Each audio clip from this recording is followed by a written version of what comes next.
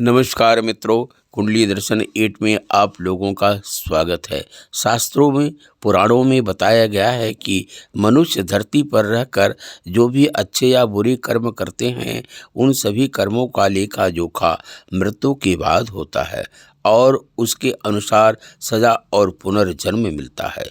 ईश्वर की दृष्टि में जो अच्छे कर्म यानी आपके काम होते हैं, उसे पुण्य कहा जाता है और जो बुरे कर्म होते हैं, उन्हें पाप कहा जाता है। गरुड़ पुराण में उल्लेख मिलता है कि मनुष्य धरती पर जो कुछ भी पाप करता है, उन सभी पापों की अलग अलग सजा बारी बारी से मिलती है। यमराज के न्याय में किसी भी पाप की सजा से बचा नहीं जा सकता है।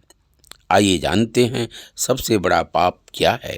भगवान कृष्ण की दृष्टि से सबसे बड़ा पाप वह है भ्रूण हत्या, गर्भपात। महाभारत युद्ध समाप्त होने के बाद जब द्रोणाचार्य के पुत्र अश्वत्थामा ने उत्तरा के गर्भ में पल रहे बालक परीक्षित पर ब्रह्मास्त्र का प्रयोग करके उसकी हत्या करना चाहा, तब उत्तरा की पुकार पर भगवान सूक्ष्म रूप पकड़कर गर्भ में प्रवेश कर परीक्षित की रक्षा की।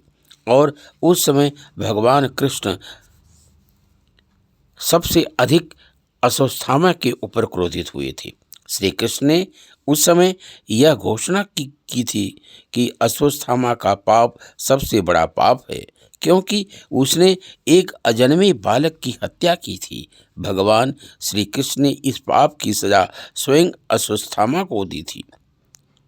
भगवान श्री कृष्ण ने अश्वत्थामा के सिर पर लगा चिंतामणि ही छीन लिया और साफ दिया कि तुमने जन्म तो देखा है, लेकिन मृत्यु को नहीं देख पाओगे। यानी जब तक सृष्टि रहेगी, तुम धरती पर जीवित रहोगे और कष्ट प्राप्त करते रहोगे।